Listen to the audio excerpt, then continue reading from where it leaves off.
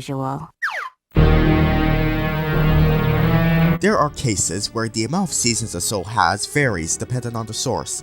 Sometimes it's because streaming services will break them up into volumes, or it could be the cause of hiatuses when they air on TV.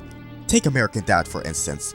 A lot of people, including the creators, think the first season consists of the series' first 23 episodes, while others believe season 1 has merely 7 episodes, and the following 16 making up the second season. So, on one hand, season 1 could be too short compared to the other seasons, while on the other hand, season 1 could be the longest in the show's history. Good old Wikipedia believes season 1 is the first 7 episodes. Then we have Baby Blues, a cartoon that's just about as criminally underrated as Evil Con Carne. Seriously, go watch it. While Wikipedia says all 13 episodes make up a single season, there are still sources that think season 1 consists of the first 8 episodes, which aired on the WB in 2000, and season 2 being the last 5 episodes, which premiered on Adult Swim in 2002. I'm actually gonna side with Wikipedia and say that Baby Blues only had 1 season released within a 2-year period, while the actual second season has never seen the light of day. Yeah, this show had a complicated history. About as complicated as Grim and Evil's. Speaking of which, now that you got the basic idea of what I'm going to talk about in this chapter, let's go over the episode list and discrepancies that both Grim and Evil and the Grim Adventures of Billy and Mandy face. First of all, season 1 of Grim and Evil is usually thought to have only 6 episodes. After all, this Variety article from February 2001 says Cartoon Network ordered 6 half hours of the show to be produced, upon a sweet victory during the Big Pig weekend in 2000. Season 2 is normally considered to be the 7 episodes that will follow. Remember, after the supposed snorefest that was episode 6, the show went on hiatus for 9 months until July 2002. Taking another trip in the Wayback Machine, we have an article from the Cartoon Fridays fan site, hosted by Toonzone, that was published on May 22nd, 2002, featuring comments from Maxwell Adams himself on episodes like Grim vs. Mom and Bring Me the Face of Hector Con Carne. This article can be used to back up the claim of these 7 episodes making up season 2, originally going to premiere in June 2002 upon completion of post-production, but got delayed by a month. I'll admit, it is rather easy to distinguish a segment from the first 6 episodes from the episodes that would follow them. The title cards lack any illustrations, and the art style appears to have a darker, more vivid color palette. Like for example, compare Billy, Mandy, and Grim as they appear in A Dumb Whisk to how they appear in Dream-a-Yo Dream.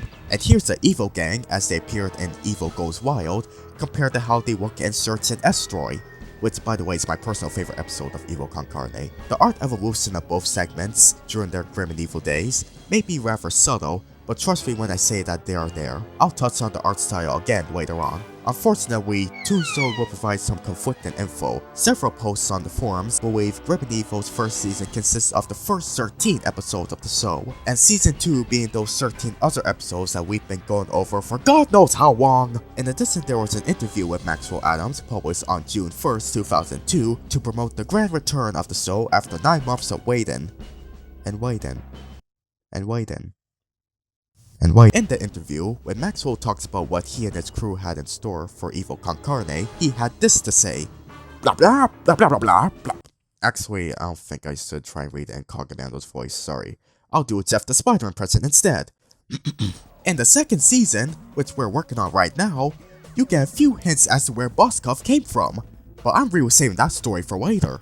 To those who are as familiar with the lore of Evil Con Carne as I am, you could easily figure out that Maxwell is referring to the episode Boskov's Day Out, in which we get to meet Vladimir, who was Boskov's Russian circus trainer before the bear ran away to become Hector's body. And once again, if you've been paying attention this whole time, I'm over 3,000 words into the script you know that Boskov's Day Out is the first Evil segment in the second batch of 13 episodes. Okay, hold on a minute. So Mr. Maxwell House over here is also giving us contradictions, because in this article, he implies that these 7 episodes are what make up season 2, but here, he is showing the same belief as certain Toonzone posts about season 2 being made up of these godforsaken 13 episodes. Why? Why are you making this complicated, Maxwell Adams? If that is your real name, and I know it isn't, it's actually Adam Burton, which makes me wonder if you're a distant relative of Tim Burton, because you're both known for making stuff that appeals to the gothic hot topic shopping crowd, who probably spent their free time writing Mandy and Gas crossover fanfic, while the soundtrack to The Nightmare Before Christmas plays in the background on their CD player, until the CD player eventually breaks down due to exhaustion. deeply sorry for that tangent. Let me just take a nice deep breath.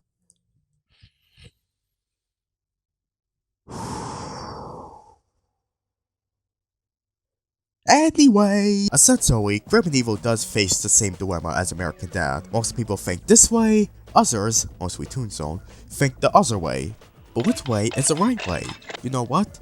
To make things even and simpler on myself, and despite the subtle visual differences between the first 6 episodes and the following 7, I'll take Toonzone's words on Grim and Evil's first season being its first 13 episodes, and the second season being its additional 13. Alternatively, I could simply refer to the first 6 episodes as Season 1A and the 7 following as Season 1B, kinda like how people divide SpongeBob SquarePants' 9th season into 2 parts. Only it didn't take Grim and Evil almost 5 years to finish 1 season. But what about the Variety article that said Cartoon Network ordered 6 episodes for Season 1? Perhaps the additional 7 episodes for Season 1 were ordered after the article came out?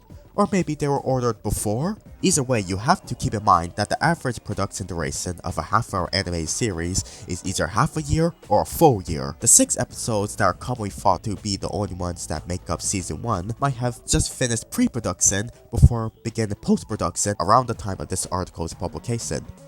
And you know what? The discrepancy about how many episodes Season 1 has pretty much does have a reason behind it. One night, while I was looking up Grim and Evil animation drawings on Google, because again, I'm a nerd, I came across a page on comicartfans.com for a drawing of Grimm used for the title sequence. Under the picture was very insightful commentary from Maxwell Adams about the making of the intro. He said, originally there was some debate whether the first season would have 6 episodes or 12, so nobody bothered to ask for an opening title until it was almost too late. So it was done after we completed the first 6 episodes, but before they aired.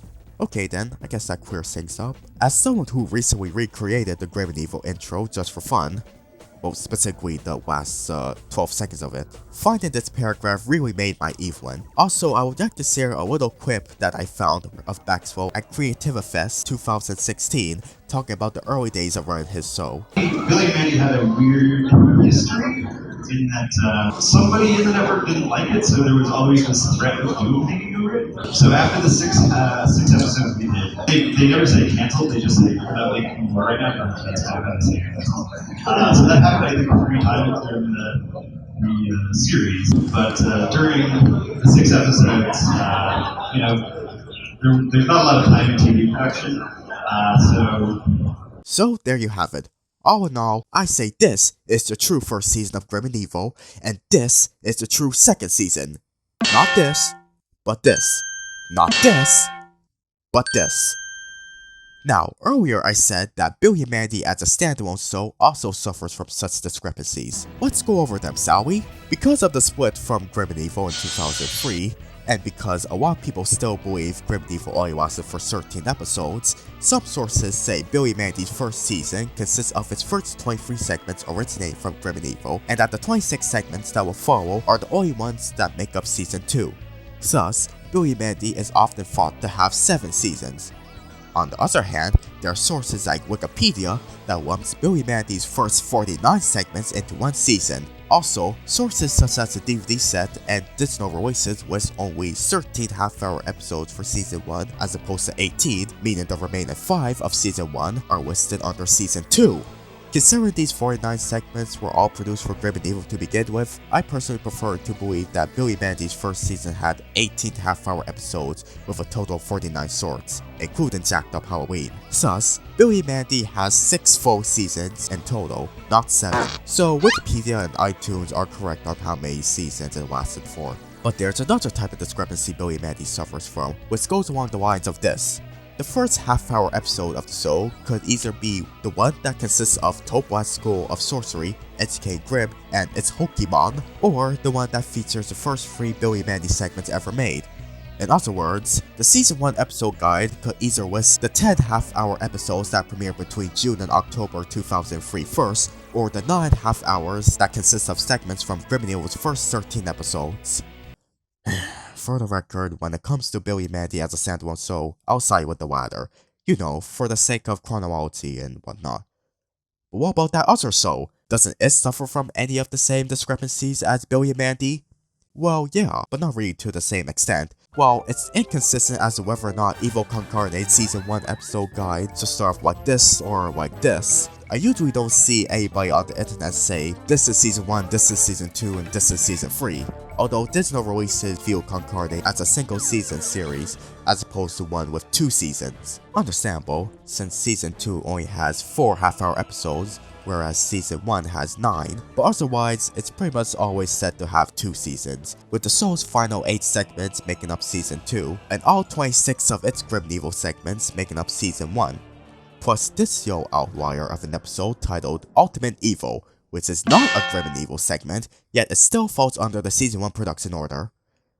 Despite premiering when the show's 2nd season was airing. Don't worry, I'm saving all my words on this gem for next chapter. But this brings up something else I need to address about Billy and Mandy and Evil Con Carne airing as standalone programs. Okay, so both shows start off by having 3 shorts per episode, before eventually getting reduced to 2 segments. However, because not every episode of Grim and Evil followed the familiar Grim, Evil, Grim formula, the amount of Grim segments and Evil segments originating from that show are uneven, and don't fit into the 3 times table, not to mention one of those Grim segments is technically a half-hour special. So, in order to compose an episode of either show solely devoted to 7-minute shorts, Cartoon Network will choose between the following methods. Method A. Have all 3 shorts in the episode originate from the same Grim and Evil season. Method B. Have only 2 shorts come from one Grim and Evil season, while the 3rd short comes from the other season. Method C. Have a short be featured in more than one episode. A method often used when a segment ends up getting banned from future airings, like Buffalo Gals from Cow and Chicken being replaced by an encore of Orthodontic Police, or the Doll and for Monkey segment Barbecue on the 1st season of Dexter's Laboratory being replaced by Season 2's Dexter's Lab, A Story. And finally, Method D. Throwing something random as filler.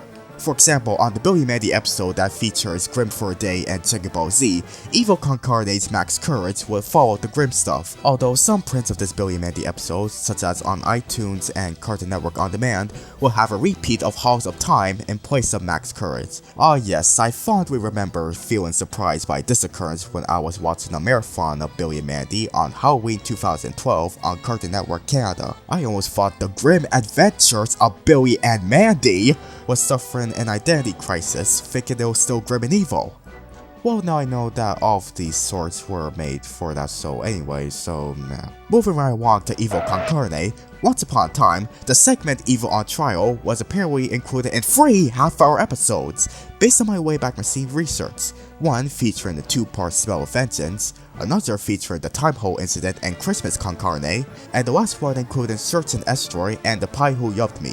In the later prints, Evil on Trial would only be shown in the episode that also features the Smell of Vengeance, with its presence in this episode and this episode being replaced by Max Courage and Ultimate Evil respectively. So let's wrap up this chapter by summarizing what we've gone over. A.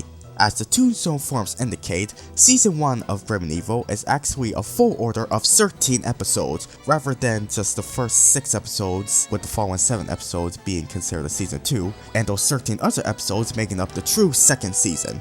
B. Maxwell Adams admits he and his crew weren't sure about whether or not Season 1 should be just 6 episodes long, or approximately double that amount. C. Both Billy and Mandy and Evil Con Carne face discrepancies as standalone series in terms of how the episodes during their first seasons should be organized and arranged. And D. There are 4 different methods Cartoon Network used just to distribute a half-hour episode of each Grim and Evil segment.